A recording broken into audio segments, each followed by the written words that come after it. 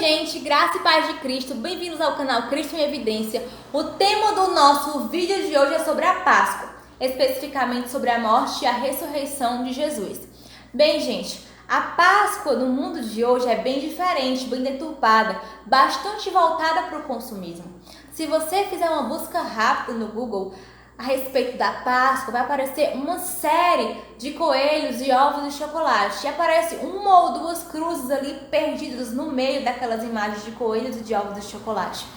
Mas se nós formos para a palavra de Deus, nós vamos ver que a Páscoa é a morte e a ressurreição de Jesus. E aproximadamente em torno de uma semana antes de Jesus morrer, houve o Domingo de Ramos, no qual ele entrou triunfalmente em Jerusalém, montado em um jumentinho. E as pessoas que ali estavam o saudaram, dizendo: Hosana, Hosana, bendito é o rei que vem em nome do Senhor. E naquele momento constatou-se que Jesus realmente era o rei, era o Filho de Deus, que havia de padecer pelos pecados da humanidade. E acontece, gente, que na Páscoa era celebrada a ceia do Senhor. E ali Jesus e seus discípulos celebraram a Páscoa.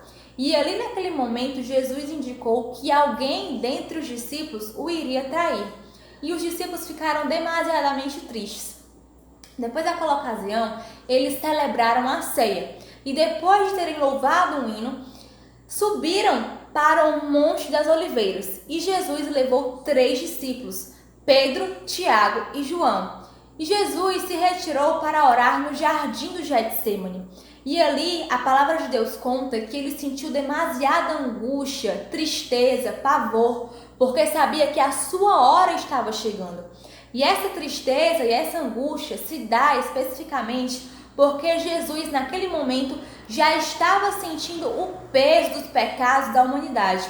Os piores crimes possíveis, como roubos, homicídios, mentiras, falsidades, estupros, enfim, ele estava carregando sobre os seus ombros vários pecados, terríveis delitos. E ali ele começa a orar ao Senhor e diz: Senhor, Pai, se possível for, afaste de mim esse cálice, mas que seja feita a tua vontade. E depois de ter orado, Jesus se levantou e foi ao encontro dos discípulos que estavam dormindo. E ali Jesus falou: vamos embora, porque a minha hora já está chegando e o traidor já se aproxima. E quando Jesus estava terminando de falar, aparece Judas com uma comitiva de judeus, escribas, sumos sacerdotes e os principais sacerdotes. E ali eles foram para prender Jesus e levaram Jesus perante o Sinédrio. O Sinédrio era formado por judeus, por escribas, sumos sacerdotes e os principais dos sacerdotes. E ali eles acusaram Jesus de blasfêmia, de estar blasfemando contra Deus, contra a sua lei. E para os judeus, a blasfêmia gerava uma pena capital, ou seja, uma pena de morte. Porém, havia certas restrições jurisdicionais sobre o Sinédrio, ou seja, o Sinédrio não tinha competência jurídica para decretar a pena de morte de alguém por blasfêmia. Então, eles teriam que se submeter ao Império Romano, no caso, ao governador de Roma, que poderia decretar a pena de morte. Ou seja, o Império Romano tinha jurisdição, tinha competência suficiente para dizer o direito do condenado. E somente o Império Romano poderia decretar a pena de morte. Então, depois do Sinédrio, Jesus foi levado diante de Pilatos, que era o governador romano. E aí, Pilatos começa a interrogar Jesus, que havia sido acusado de blasfêmia pelos judeus.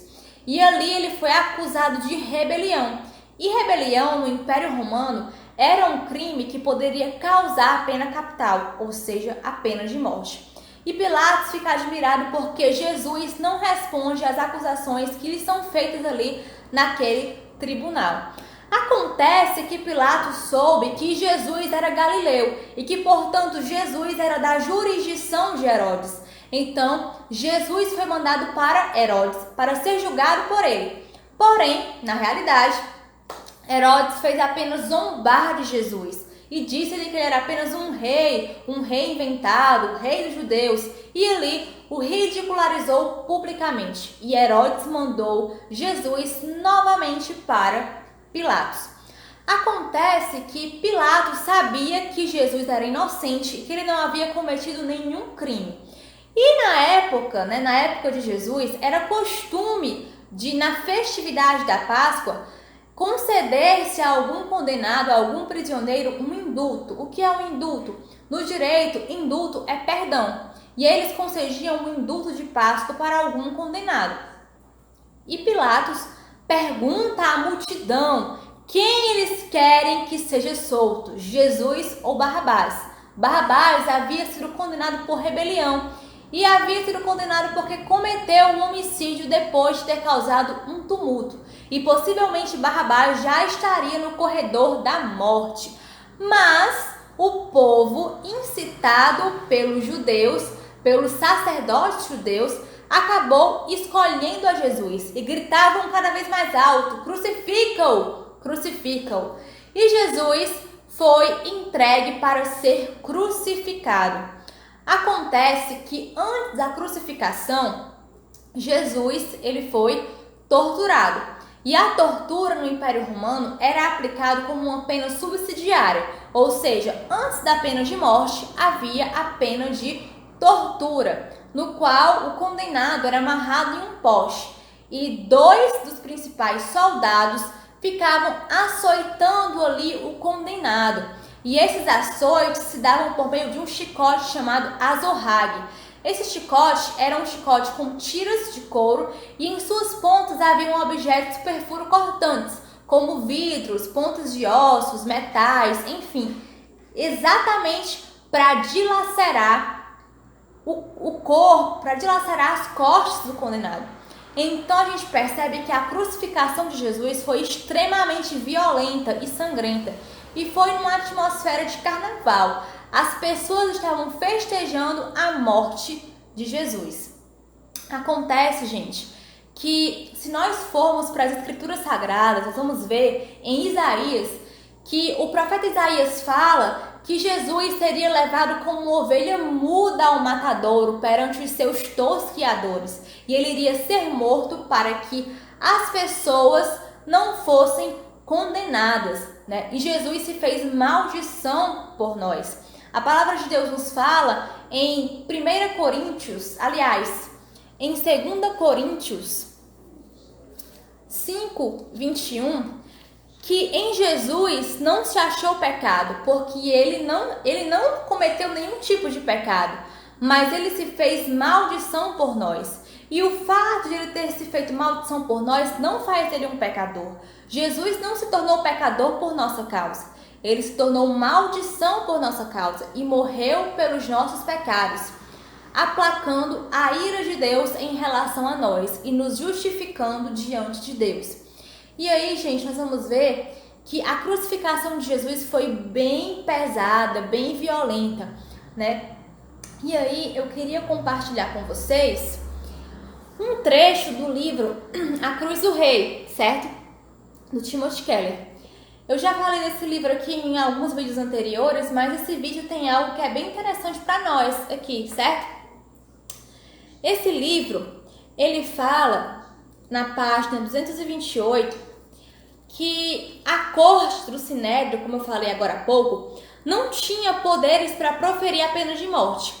Tinha poder para julgar muitos casos, mas os de pena capital precisavam ser confirmados pelo procurador romano. Assim que puderam, os membros do Sinédrio entregaram Jesus a Pilatos, o governador designado por Roma, para que ele pudesse condenar Jesus à morte. E o outro trecho, na página 229, fala que a crucificação era uma pena cuja intenção era ser o método de execução mais humilhante e mais horrendo. Ou seja, a crucificação era uma pena dada aos principais condenados, aos piores condenados. Era uma morte lenta, sangrenta. Provavelmente Jesus morreu asfixiado com seus próprios pulmões, né? Cheios de sangue, cheios de água. E nós vemos, gente, que tudo isso foi necessário para que o plano de Deus se concretizasse para a humanidade. Era necessário que Jesus morresse em favor de muitos, em favor daqueles que iriam herdar a vida eterna. E ali, Jesus, bem debilitado já, ele expira e fala: Senhor, está consumado. E quando ele fala aquilo, ele morre, Ele morre, e a palavra de Deus fala que o mundo se envolveu em trevas.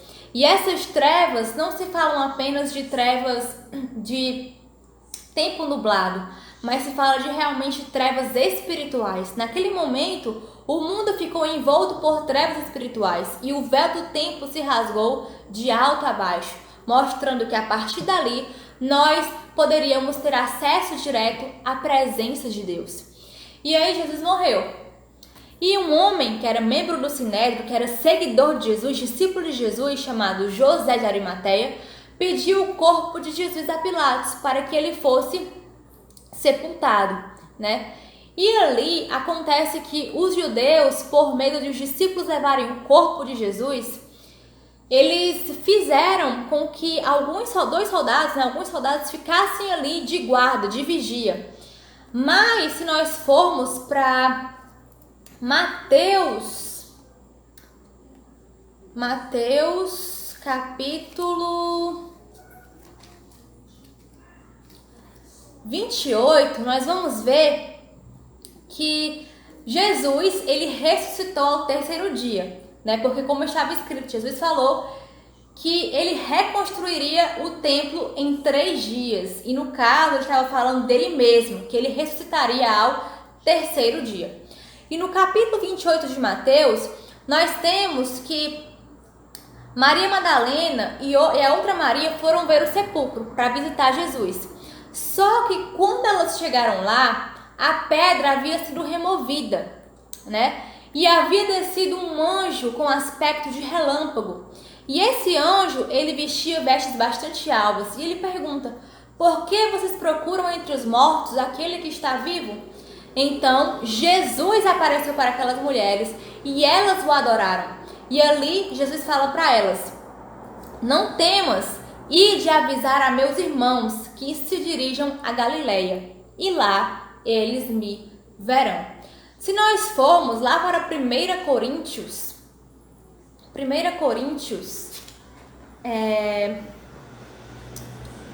no capítulo 15, nós vamos ver que Jesus, ele aparece para várias pessoas.